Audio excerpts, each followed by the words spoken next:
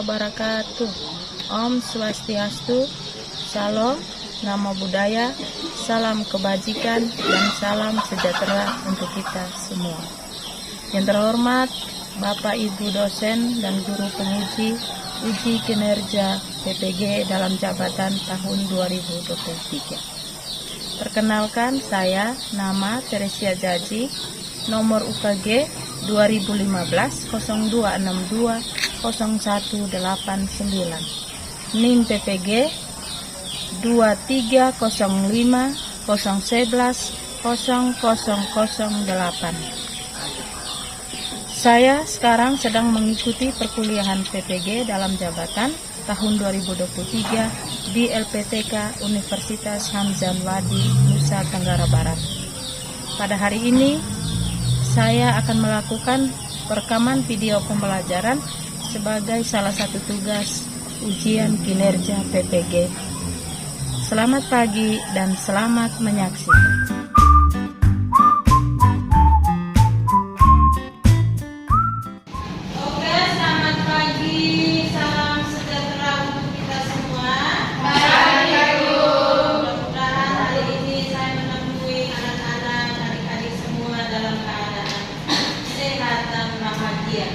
Baik, sebelum kita memulai pertemuan kita hari ini, kita awali dengan doa. Saya minta satu perwakilan untuk pimpin kita dalam doa.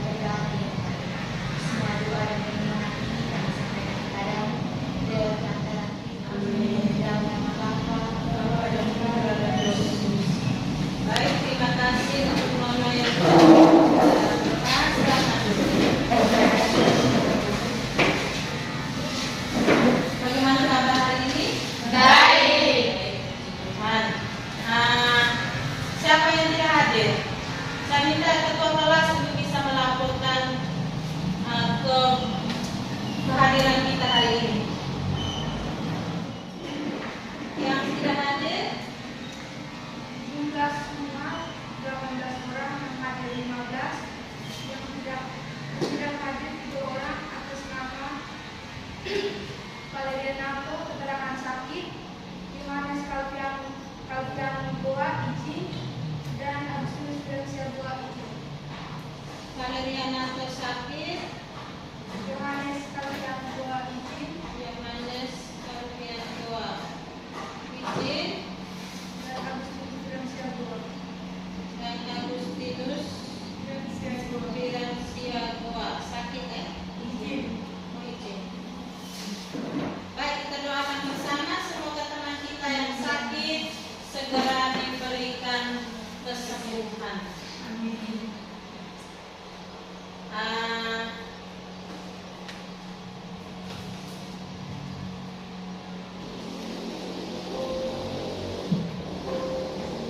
Baik.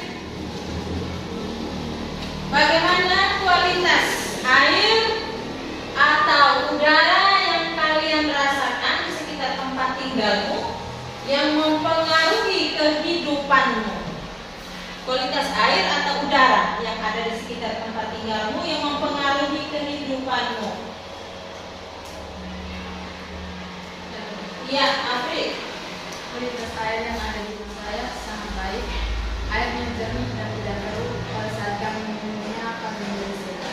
Oh, baik. Terima kasih. Menurut Afri, kualitas air yang ada di tempat tinggalnya, terlebih khusus yang dikonsumsinya keseharian, itu kualitas airnya sangat bagus. Pantas kita lihat Afri, mukanya cerah, sehat ya, karena dia mengkonsumsi air yang sehat, tidak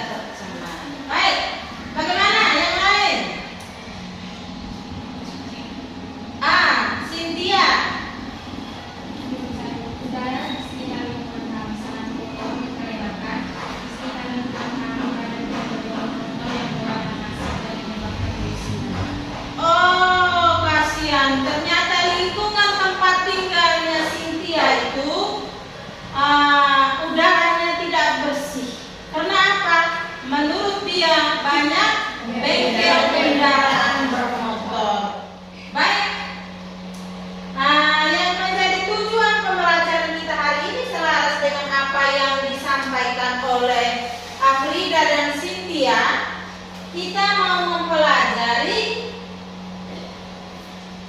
yang pertama, peserta didik mampu mengidentifikasi jenis-jenis pencemaran lingkungan. Yang kedua, peserta didik mampu menganalisis dampak pencemaran lingkungan. Oh, tadi yang seperti Cynthia dan Afrida katakan tadi, kira-kira apa dampak dari ketika dia menghirup asap dari kendaraan bermotor? Itu yang mau kita pelajari, tujuan yang mau kita peroleh dalam pembelajaran kita hari ini.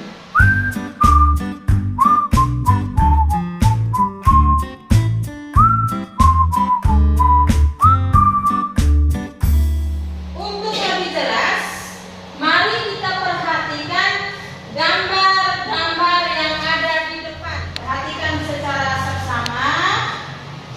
Setelah itu, cobalah kalian mengajukan hipotesismu.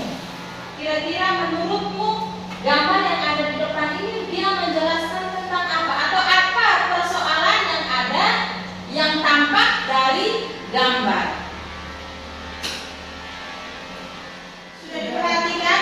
Nah, coba siapa yang bisa membuat hipotesis dari gambar yang ada di depan? Ya, Milan. Dari yang terlihat pada poin A, terdapat sampah yang berserakan di pinggir pantai.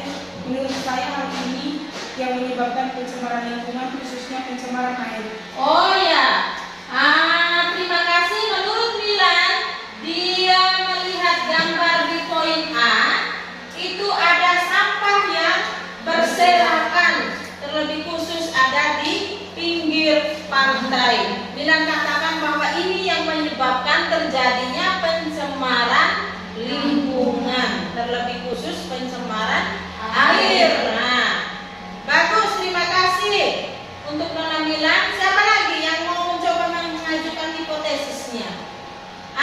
Felicitas. Saya dari hipotesis amati di gambar atau di poin D itu pencemaran lingkungan terhadap asap kendaraan bermotor. Jadi asap kendaraan bermotor inilah yang menyebabkan terjadinya pencemaran udara. Iya, bagus. Terima kasih. Nah, untuk Felicitas dia mau melihat gambar poin D. Menurut beliau bahwa dari gambar yang tampak ada asap-asap yang berterbangan. Asap inilah itu terlebih khusus asap yang berasal dari kendaraan bermotor yang tampak itu. Asap inilah yang menyebabkan terjadinya pencemaran udara. Baik, untuk lebih jelas, kalian nanti akan diskusikan secara kelompok, nanti akan dibagikan dalam bentuk LKPD untuk diselesaikan. Untuk menjawab apakah hipotesis yang diangkat oleh kedua temanmu tadi benar ataukah salah? Nanti kalian diskusikan, temukan dalam literatur-literatur yang ada. Cari literatur untuk membuktikan hipotesis yang diajukan tadi salah atau benar dalam bentuk kelompok. Baik, sebelum kalian mengerjakan LKPD, mari kita simak video yang ada.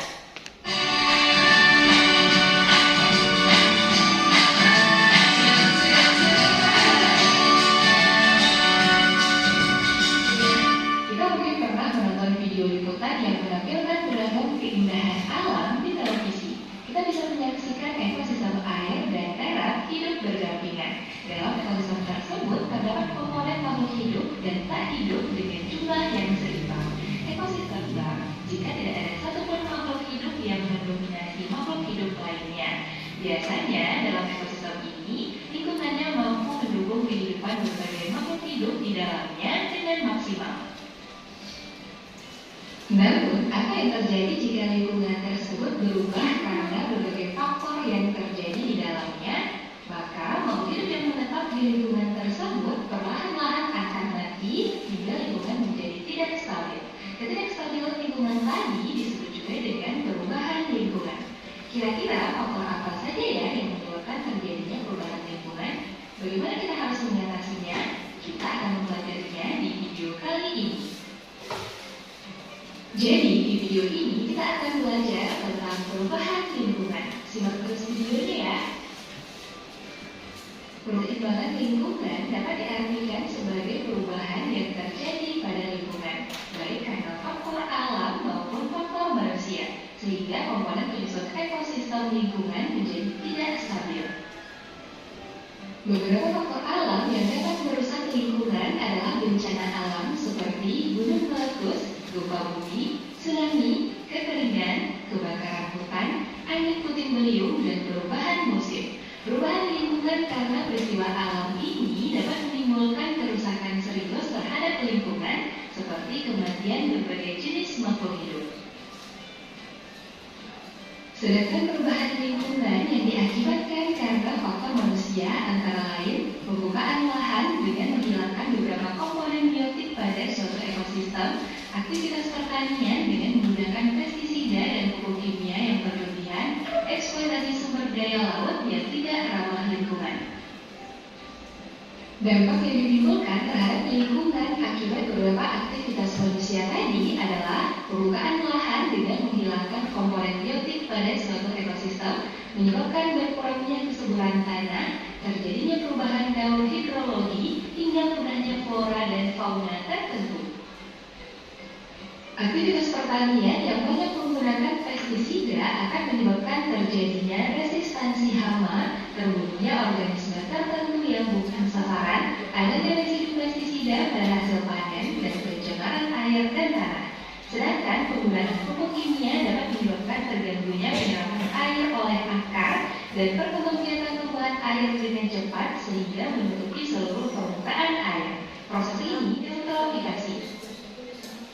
Sedangkan eksploitasi sumber daya laut yang tidak ramah lingkungan seperti menggunakan bahan peledak dan pukat harimau dapat merusak terumbu karang dan mengganggu regenerasi ikan. Kita bisa perhatikan kondisi terumbu karang sebelum adanya eksploitasi dan sesudah dieksploitasi. Ironis sekali ya. Nah teman-teman, perubahan lingkungan tadi pada dasarnya terjadi karena adanya pencemaran lingkungan. Pencemaran lingkungan merupakan masuknya atau dimasukkannya makhluk hidup, zat energi, dan atau komponen lain ke lingkungan sehingga berubahnya tatanan lingkungan oleh kegiatan manusia atau oleh proses alam. Saat terjadi pencemaran, kualitas lingkungan turun sampai ke tingkat tertentu yang menyebabkan lingkungan tidak dapat berfungsi lagi sesuai dengan peruntukannya. Dalam pencemaran terdapat polutan pencemaran, yaitu bahan-bahan atau zat yang dapat mencemari lingkungan. Suatu zat disebut polutan jika memenuhi kriteria berikut: jumlahnya melebihi batas normal, berada pada tempat yang tidak semestinya, dan berada pada waktu yang tidak tepat. Pencemaran lingkungan dapat dibedakan menjadi dua, yaitu berdasarkan zat pencemar dan lokasi yang tercemar. Berdasarkan zat pencemarnya, pencemaran lingkungan dibedakan lagi menjadi pencemaran kimiawi, polutan berupa zat kimia baik organik maupun anorganik. Contohnya, zat radioaktif, unsur-unsur logam berat, dan deterjen. Pencemaran fisik, polutan berupa kaleng, botol, plastik, dan karet. Pencemaran biologis, polutan berupa mikroorganisme penyebab penyakit seperti Escherichia coli, Entaubacter coli, atau Salmonella typhosa. Berdasarkan lokasi yang tercemar, pencemaran lingkungan dapat dibedakan menjadi pencemaran air, udara, dan pencemaran tanah. Mari kita bahas penyebab dan dampak masing-masingnya. Pertama, pencemaran air. Penyebab pencemaran air dapat berasal dari limbah rumah tangga. Limbah rumah tangga dapat berupa limbah organik, misalnya sisa bahan makanan, hingga dan urin. Limbah organik yang mencemari perairan mengakibatkan penurunan oksigen terlarut. Hal ini karena penguraian limbah organik membutuhkan banyak oksigen. Limbah anorganik seperti plastik, kertas, atau kaca. Limbah anorganik yang masuk ke sungai mengakibatkan terhalangnya cahaya matahari masuk ke perairan sehingga mengganggu aktivitas aktivitas fotosintesis fitoplankton dalam air. Berikutnya, limbah deterjen. Masuknya deterjen mengakibatkan meningkatnya fosfat dalam perairan sehingga memicu pertumbuhan yang sangat pesat terhadap eceng gondok. Peristiwa ini disebut eutrofikasi. Jadi, beginilah dampak yang ditimbulkan oleh limbah rumah tangga terhadap pencemaran air. Menurunkan jumlah oksigen terlarut dalam air, menimbulkan penyakit, terhalangnya cahaya matahari masuk ke perairan sehingga mengganggu aktivitas fotosintesis fitoplankton dan meningkatnya fosfat dalam perairan. Bisa dipahami ya? Penyebab pencemaran air berikutnya berasal dari limbah pertanian. Limbah pertanian adalah limbah yang dihasilkan saat mengolah lahan pertanian, misal berupa penggunaan pupuk anorganik dan pestisida. Pencemaran air oleh pupuk dan pestisida dapat mengakibatkan kematian organisme air dan organisme lain yang meminum air tersebut. Residu pestisida yang sulit didegradasi akan terakumulasi dalam tubuh organisme pada suatu rantai makanan. Akumulasi pestisida atau biomagnifikasi terbesar berada dalam tubuh organisme pada tingkat tropik tertinggi. Pemakaian pupuk berlebihan dapat mengakibatkan peningkatan zat hara di perairan sehingga beberapa populasi jenis tumbuhan air yaitu eceng gondok mengalami perkembangan cepat sehingga menutupi permukaan air. Penyebab pencemaran air selanjutnya adalah limbah industri. Limbah industri adalah limbah yang berasal dari kegiatan industri berupa logam berat seperti kadmium, merkuri, timbal, seng, kromium, dan tembaga. Zat-zat tersebut dapat merusak organ tubuh manusia, bahkan dapat menjadi penyebab kanker. Dan penyebab pencemaran air terakhir adalah limbah pertambangan. Pertambangan batu bara menghasilkan bahan pencemar berupa asam sulfat dan senyawa besi, mengakibatkan air menjadi asam. Ketika air dialirkan keluar daerah pertambangan akan membawa kalsium dan magnesium yang berasal dari batuan yang dilewati, mengakibatkan air menjadi sadar. Sedangkan pertambangan emas menghasilkan polutan merkuri dan jika masuk ke badan air akan terakumulasi pada hewan air seperti ikan. Kondisi ini dapat menyebabkan keracunan. Nah teman-teman, agar air yang kita gunakan terhindar dari polutan pencemar, untuk menguji kualitas air biasanya laboratorium pengujian menggunakan beberapa parameter kimia berikut. Pertama, biochemical oxygen demand, disebut juga kebutuhan oksigen biologis, artinya jumlah oksigen terlarut yang diperlukan oleh organisme dalam air untuk menguraikan bahan organik. Nilai BOD diperoleh dari selisih oksigen terlarut awal dengan oksigen terlarut akhir. Semakin besar nilai BOD, tingkat pencemaran air semakin tinggi. Kedua, chemical oxygen demand, disebut juga kebutuhan oksigen kimiawi, artinya jumlah oksigen yang diperlukan untuk mengurai seluruh bahan organik yang terkandung dalam air melalui reaksi kimia. Parameter uji berikutnya dissolved oxygen, yaitu kadar oksigen terlarut dalam air. Semakin kecil nilai DO, tingkat pencemaran air semakin tinggi. Dan parameter terakhir adalah tingkat keasaman atau pH, yaitu ukuran keasaman suatu perairan. Air bersih mempunyai pH berkisar 6,5 sampai 7,5. Air dengan pH yang lebih kecil atau lebih besar menunjukkan adanya pencemaran. Air tersebut tidak sesuai untuk kehidupan mikroorganisme. Itulah keempat parameter kimia untuk menguji kualitas air. Teman-teman bisa memahaminya ya. Pencemaran lingkungan kedua adalah pencemaran udara. Umumnya pencemaran udara oleh gas-gas tertentu dapat mengakibatkan peristiwa berikut: penipisan lapisan ozon, efek rumah kaca, dan pemanasan global. Gas-gas yang merupakan pencemar udara antara lain: pertama, oksida sulfur atau SOx. Sudah dengar materinya? Sudah. Jadi dengan menonton video materi yang ada di video tadi, sekarang kalian berkolaborasi dalam kelompok untuk menyelesaikan LKPD yang telah disiapkan. Namun sebelumnya kita bentuk kelompok. Nah, untuk kelompok di sini pembentukan kelompoknya. 15 siswa nanti akan kita bagi ke dalam 4 kelompok. Di 4 kelompok di sini saya sudah siapkan nomornya. Jadi yang mendapat nomor 1 berarti dia masuk di kelompok 1. Dapat nomor 2 masuk di kelompok 2. Begitupun untuk yang mendapat undian 3 dan 4. Baik, satu persatu silakan ambil, dan untuk yang sudah mengambil saya bagikan memang untuk kelompok 1 di meja yang ini, kelompok 2 meja yang di sebelah sana, kelompok 3 dan kelompok 4 di sini.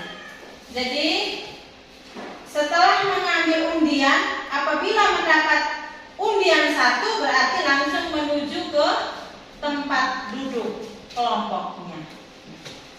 Bisa mengerti? Bisa. Baik, saya minta semua berdiri. Semua berdiri. Satu persatu ambil ini undian yang saya sediakan.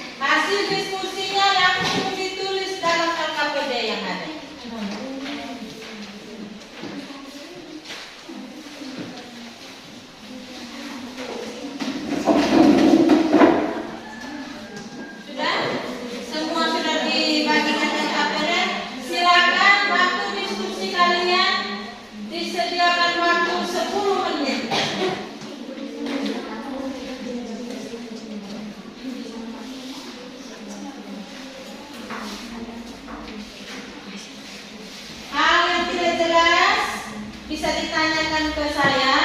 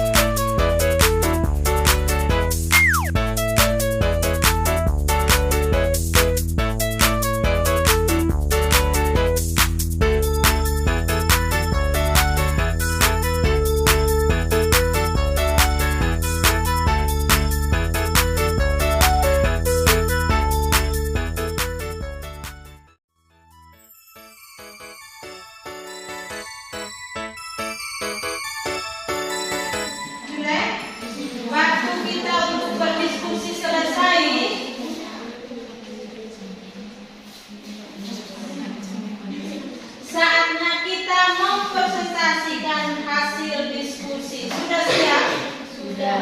Baik. Sekarang saya beri kesempatan untuk kelompok 3. Kelompok 3 bisa mempresentasikan hasil diskusinya. Kelompok 3 boleh mempresentasikan hasil diskusi. Ingat, pada saat kalian melakukan atau mempresentasikan hasil diskusi, ada asesmen presentasinya. Ada kriteria penilaian pada saat kalian menyajikan hasil diskusi. Misalkan komunikasinya, bagaimana komunikasi ketika kalian melakukan diskusi dengan melakukan hasil diskusi dengan audiensnya, bagaimana bahasa yang digunakan, bahasa yang digunakan, lalu kelengkapan konsepnya itu juga dinilai. Masing-masing kelompok ada penilaian secara kelompok berkaitan dengan hasil diskusi dan penyajian hasil diskusi. Baik, sekarang mari kita dengar kelompok 3 akan mempresentasikan hasil diskusinya. Selamat pagi semua. Selamat pagi. Terima kasih atas kesempatan yang diberikan kepada kelompok kami. Di sini kami akan menjelaskan hasil diskusi kelompok kami kepada pemateri saya berikan waktu. Terima kasih atas waktu dan kesempatan yang diberikan kepada saya. Di sini saya akan membacakan hasil diskusi kami. Yang pertama, tulislah dugaan sementara hipotesismu tentang gambar yang ditampilkan di atas. Dari gambar yang terlihat pada poin A, terdapat sampah yang berserakan. Menurut hipotesis kami, hal ini yang menyebabkan pencemaran lingkungan, khususnya pencemaran air. Yang kedua, pada poin D, menurut kami hipotesisnya yaitu pencemaran lingkungan, khususnya pencemaran udara yang disebabkan oleh asap kendaraan bermotor. Pertanyaan berikutnya, jelaskan konsep tentang jenis-jenis pencemaran. Pertama, pencemaran air merupakan proses penurunan atau rusaknya kualitas air sungai, danau, laut, atau penumpahan air lainnya akibat kegiatan manusia. Yang kedua, pencemaran tanah adalah kerusakan dan kontaminasi tanah lewat tindakan langsung dan tidak langsung manusia. Yang ketiga, pencemaran udara adalah penurunan kualitas udara karena jumlah polutannya melebihi batas normal. Soal yang kedua, jelaskan dampak dari pencemaran lingkungan terhadap kehidupan. Dampak dari pencemaran lingkungan yaitu pertama, pencemaran tanah. Penggunaan pupuk kimia yang berlebihan mengakibatkan penurunan kesuburan tanah. Yang kedua, pencemaran udara, pencemaran air. Eksploitasi sumber daya laut yang tidak ramah lingkungan yang menyebabkan rusaknya ekosistem laut. Yang ketiga, pencemaran udara. Asap kendaraan bermotor yang berlebihan dapat menyebabkan menipisnya lapisan ozon dan juga dapat mengganggu sistem pernafasan manusia. Sekian dan terima kasih. Silakan, mungkin ada yang mau menanggapi hasil diskusi dari kelompok 3.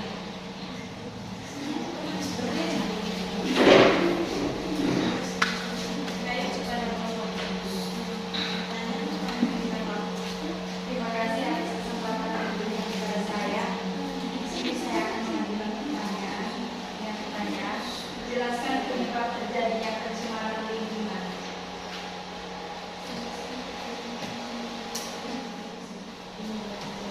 Baik, saya akan menanggapi pertanyaan dari kelompok 2. Bencana alam seperti tanah longsor dan erosi hingga penyumbatan saluran air. Yang kedua, dampak dari pencemaran air, media penyebaran penyakit, peningkatan alga dan encek gondok, menurunkan kadar oksigen dalam air hingga mengganggu organisme di perairan, mengganggu pernafasan terhadap bau yang terdengar. Yang ketiga, dampak dari pencemaran udara adalah hujan asam, perubahan cuaca yang ekstrim, penipisan ozon, peningkatan kasus pencemaran mata hingga kanker kulit. Sekian dan terima kasih. Dengan ini kami menutup presentasi kami. Sekian dan terima kasih. Baik, kita berikan kelompok 3 yang sudah menyampaikan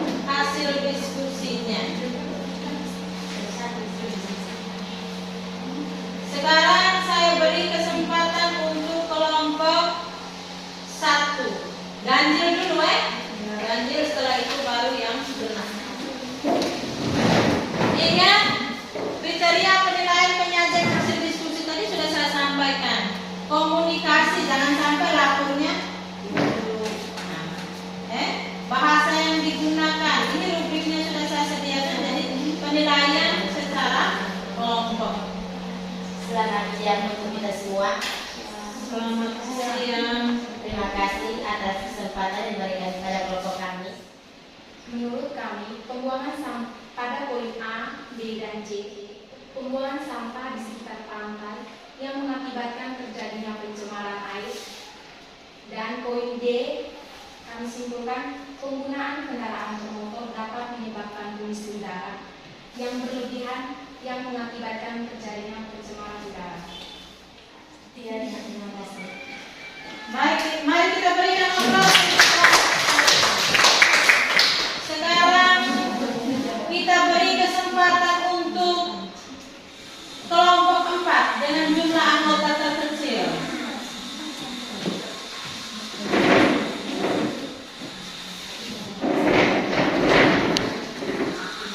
Selamat siang untuk kita semua.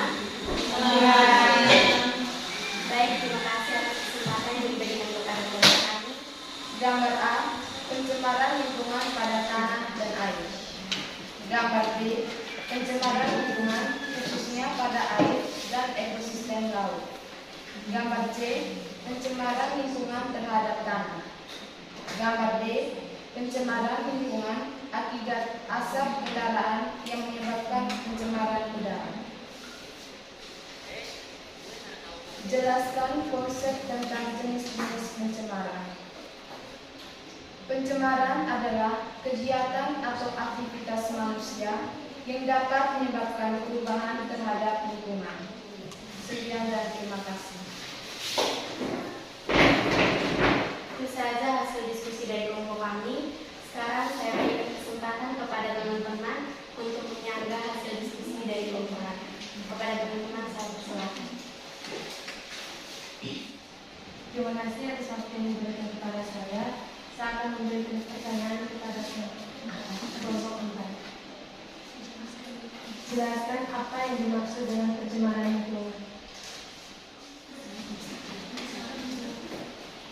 Di sini saya akan menjawab pertanyaan dari kelompok 1 dengan pertanyaan, jelaskan apa yang dimaksud dengan pencemaran lingkungan. Pencemaran lingkungan adalah kegiatan atau aktivitas manusia yang dapat menyebabkan perubahan terhadap lingkungan. Sekian dan terima kasih. Berikan aplaus untuk kelompok 4. Nah, sekarang setelah hasil diskusi, kita boleh mengambil kesimpulan bahwa pencemaran itu ada 3. Pencemaran udara, pencemaran air, dan pencemaran tanah. Dampaknya bisa menyebabkan menurunnya tingkat kesuburan tanah, meningkatnya salinitas tanah. Salinitas tanah itulah kandungan garam yang ada di dalam tanah. Lalu terjadinya infeksi pernapasan, terganggunya saluran pernapasan manusia, terjadinya kanker kulit, menipisnya lapisan ozon. Itu merupakan dampak dari pencemaran. Baik, setelah melalui hasil diskusi dan mendengarkan materi yang disampaikan, saatnya kita melakukan asesmen. Kembali ke kelompok atau kerjakan masing-masing soal yang disediakan. Ini selesaikan soalnya.